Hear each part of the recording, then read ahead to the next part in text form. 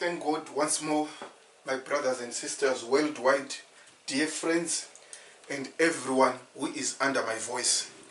Once more, this is that time of the month where we talk about matters of eternity. I want you to know that we are living in the last days. What I mean by that is that you are going to die. I am going to die. So what is the case? The case is, let us face a reality about death. So now, today, I want to talk about this young man again. I call Talent Chiwenga. He calls himself an apostle, but I call him a fake apostle. The reason why I keep on repeating,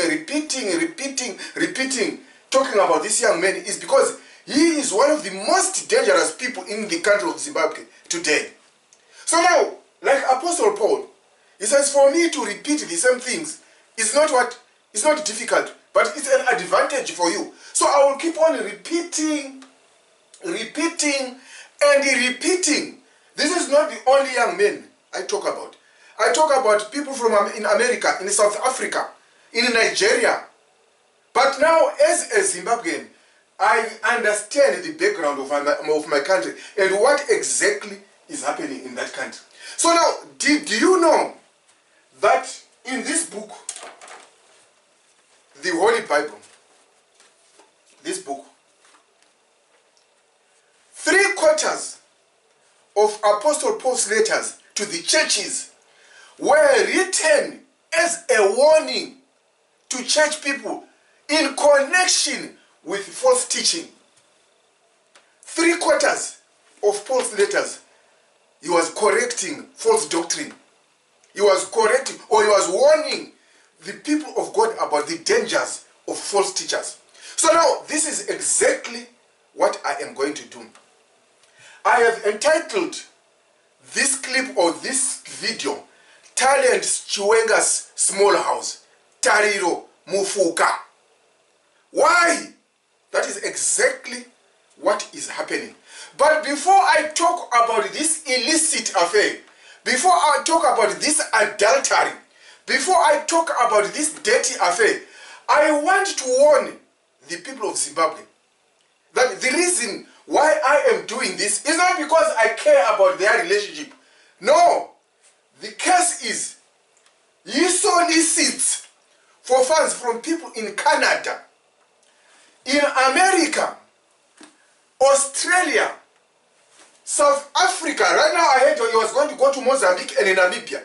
People in Mozambique and Namibia, as long as you are going to give this young man your monies, you are sponsoring spiritual adultery and physical adultery. You know what he's going to do with your money, Talent Chiwenga? 1, he is going to take your money and buy expensive suits. 2, he is going to take your money and sponsor a harlot in the name of Tariro Mufuka or Mufuka. Right now, as I am speaking, she is in Cape Town. Before even the wife died, okay, I am preempting myself. Let me calm down. Let's go anyway. I want to show you that he is a false preacher. His doctrine is false. Listen to this. This is the word of God. Before I expose his illicit adulterous affair, listen to this. Okay, let me start. Sorry. Yes.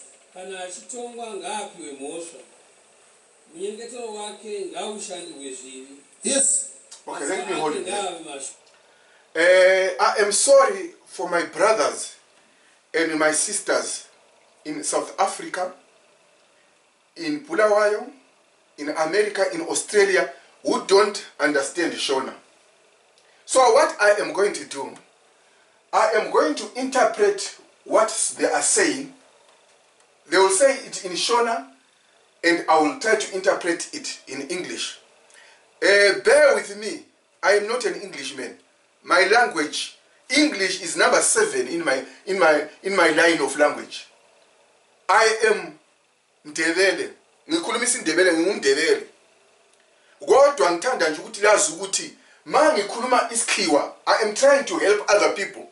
And kana ndichitaura chishona ndikuyenza kubatsira vamwe vanhu nditaura chishona ndinoinzwa but andisimushona in a way.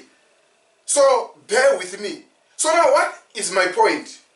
My point is that as you hear him say things in Shona, I will interpret them in English so that for those who don't understand Shona, we may be together. Thank you. Yes. Yes. Vana vake ngavave nerera. Uye mukadzi wake ngave chirikadzi. Vana vake ngave vadzungairi navapenyu. Ngavatsvake zvokudya kure namatongo avo. Waakadyiwa chiperete ngaatore zvose zvaanazvo. Vatorwa ngavapambe zvose zvaakabatira. Now, okay. Do you know the gentleman who was reading the scriptures in Shona? He read from Psalm 109. So for the sake of flowing together, I will go to the book of Psalm 109 and I'm going to read the verses from verse 1 to verse 6 because the gentleman who is interpreting or who is reading in Shona, he read from Psalm 109 from verse 1 to verse 6. So that is exactly what I'm going to do, but I'm just going to do it in the King James Version. So listen to this. Psalm 109 verse 6.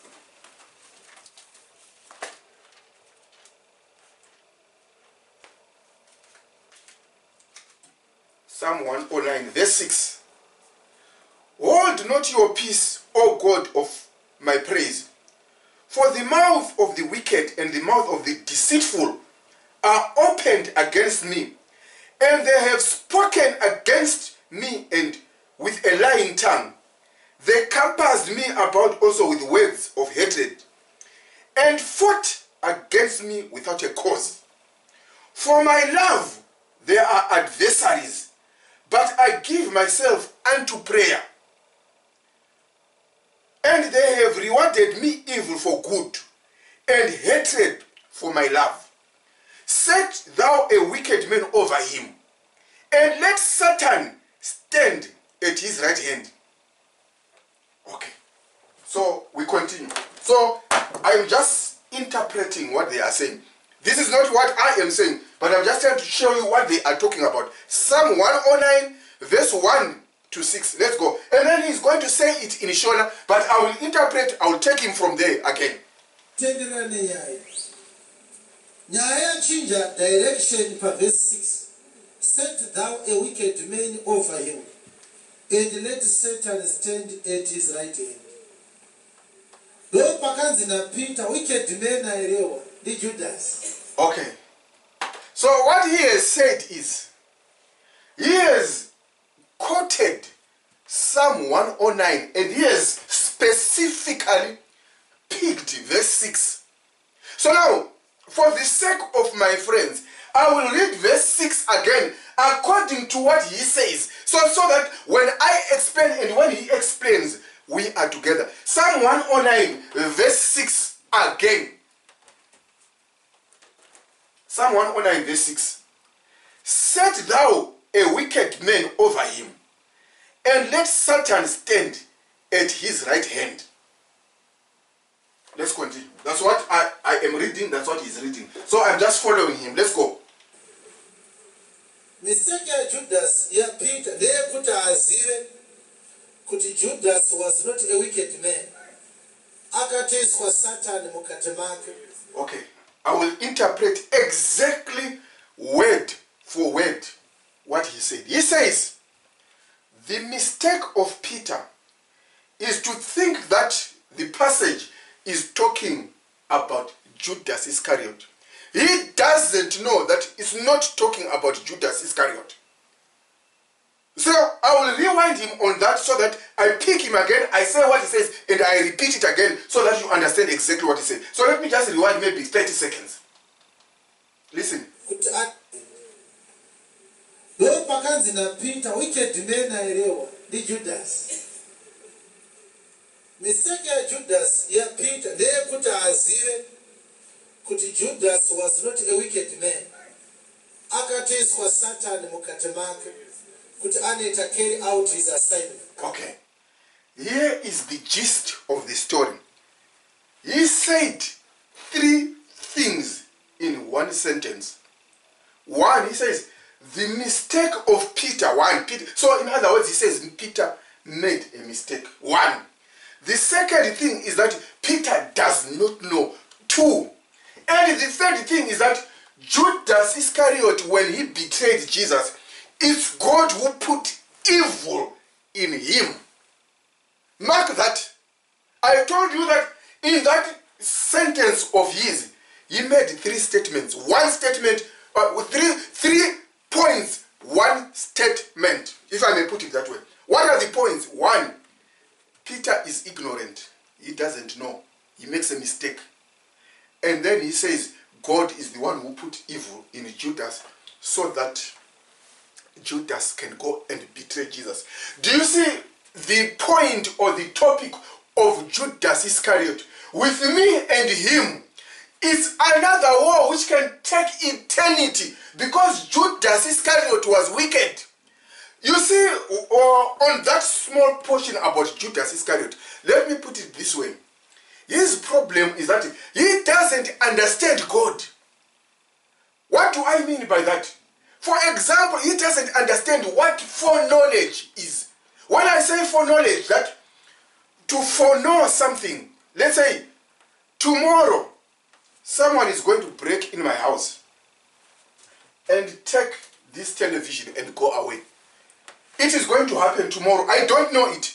But God knows that tomorrow someone will come into this house, break the house, take the television, take the cameras, take the computers, take everything in this house and go away. And I don't know it. But God knows it. Now, since God knows that tomorrow someone is going to break in my house and I don't know him, he thinks that God is the cause of the breakage. That is his problem. So his problem is with foreknowledge. When God says, I know what is going to happen in the future, he attributes it to God. Do you think God is a thief? Do you think God will cause someone to come and steal in my house? That's not God. But what is my point? My point is that he doesn't understand what foreknowledge is. And that will take things like predestination in Romans 9. That will take things like predetermination. That will take things like like election. All those words, they vex him.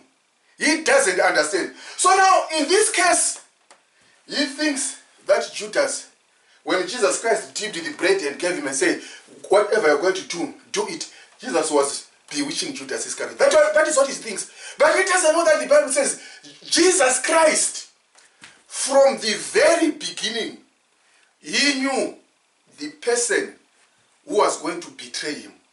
In John 6 verse 7, he says, have I not chosen you 12? Yet one of you is a devil. Why? Jesus knew what was going to happen. Now he thinks that Judas just started being evil when Jesus said, go and do what you do, after he gave him a piece of bread and said, go and do what you do. So this is where he doesn't understand. But that is not my point. My point is coming. Listen to this. So I have shown you that he says, Peter is ignorant of the fact that Judas Iscariot is the one being spoken in Psalm 109. Let him continue, and then I'll continue also. Listen.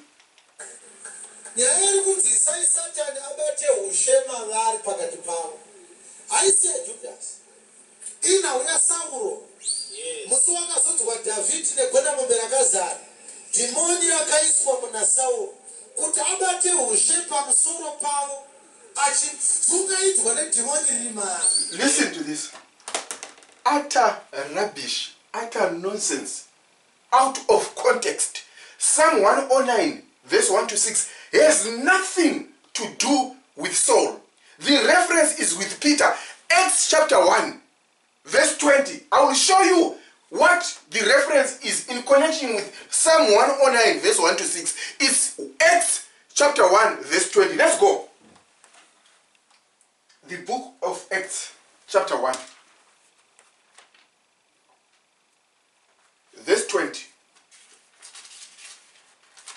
take it easy, my brothers and sisters, so that when I talk about this man, all I am doing to you right now, I'm just showing how lost he is. Listen to this. Acts 1 verse 20. For it is written in the book of Psalms, where? Psalm 109. What is written? Let his habitation be desolate, and let no one dwell therein, and his bishopric let another take. For who is Peter talking about here? Judas had committed suicide. Now Peter was saying, let us look for a man who is going to replace Judas Iscariot. Was it Saul? As he speaks, no, it was not Saul. So what has he done? Listen to what he says. He says, Psalm 109, verse 6 is talking about Saul. Where does Saul come in? Saul does not feature anywhere in what he is talking about in Psalm 109, verse 6, and in Acts 1, verse 20. Is Peter saying it is written in the book of Psalms? What is written about Judas that is going to betray Christ and let his bishopric or let his office be taken by someone?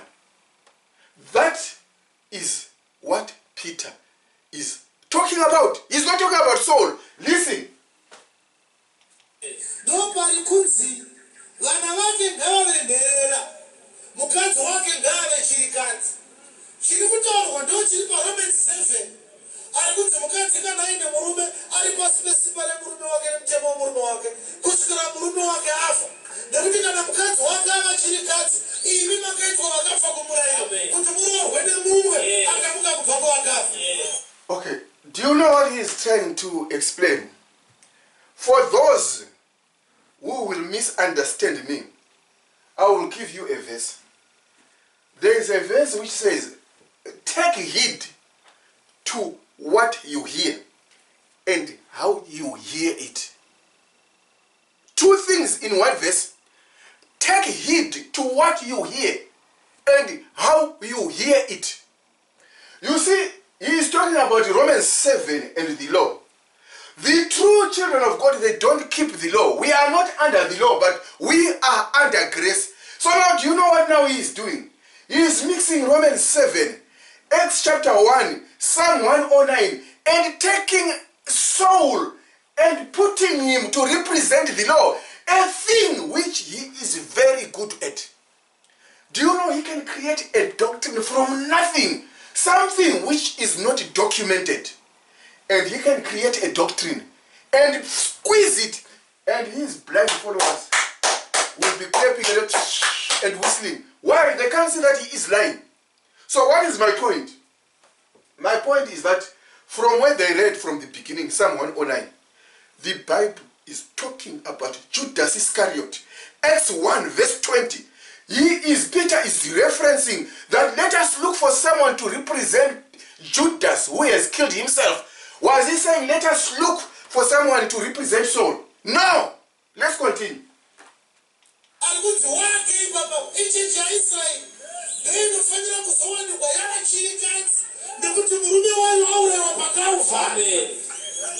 Okay.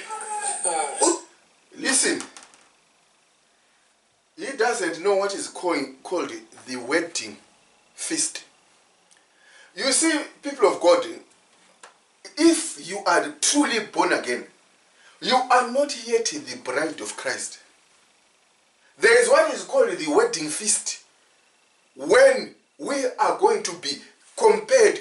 Now, the church is compared to a virgin. That's why you see that he distorts marriage, because he does not believe in holy matrimony. Why? Because in his life there is no holiness. So now, what is my point? My point is this. The reason why this young man is committing adultery with Tariro Mufuka is because he doesn't fear God. Now, here is my point. This Tariro Mufuka, for the sake of just civility, to be civil, I will not show her picture here. But for those who know what I'm talking about, just go on Facebook and say Tariro Mufuka. The young girl who will come there, you will see even them with pictures together. Those pictures were taken recently to counter the fact that he was living in adultery since 2017, when the wife was still alive. So now, here is the case, or here is the catch. This man, this wicked young boy, was sleeping around with Tariro Mufuka behind the late wife's back. The relatives of this boy and Tariro, they know exactly what was going on. If in Zimbabwe there was the law, this boy would be in prison for committing murder. Now what is my point? The day the so-called accident happened, he was walking. He was never injured. The day the so-called 3 bodies being transported from Maswingo to Harare, he was with the people who were transporting the bodies, and he hurt with no scratch. When you saw him pretending to be having blood and putting on something like a plaster in his hand, he was pretending. He could have even taken tomato sauce and spread it on his hand. He had no scratch. Here is the funny part, which if I expose him for what he did, I want him to write down or to shoot a video and refute what I am saying. Do you know what he did? The week of the funeral, he was walking 2 feet, no scratch, pretending to be injured, this boy. And some few days after the wife was buried, he flew to Kenya, this boy. If he wants to refute, let him shoot a video and I'll give him the evidence. He flew to Kenya, and the blind church people were being told that the pastor is in hospital when he was in Kenya. What were you doing in Kenya, Talent? This is the satanism which is hitting the world. But unfortunately in my country, I can pick it easy like that. Now, before this guy did whatever he did with the 3 people who died, I warned you, people of Zimbabwe, go and watch a video. I warned you about the disaster of Talent Chiwenga before it happened. And those who love the truth will attest to you that, I told you that this guy is going to cause disaster in Zimbabwe. And watch the space. And with it, I shot that video in 2018. I think it was in October, if I'm not mistaken. Only to see an accident. October, November, December, January, February, March, April, May, June. 9 months after I warned the people of Zimbabwe that watch out for this boy, a fatal murder was committed by this boy. And the people are saying he's an apostle. What is my point? My point is, Zimbabwe, open your eyes. If you are funding this young man, it's your fault. I don't want your money. Do you know something? I have never went to bed after having a meal bought by money from church or from a video. I don't do videos for money. I've never done that, and I will not do it. Why? I'm just trying to help you. People in Namibia, he is coming. You are going to give him your money. He is sleeping around with women. And some of the women he is sleeping around with, they're his pastor's wives. And they know what I'm talking about. They know it. What is my point? Watch out for Satanism in Zimbabwe. Thank you.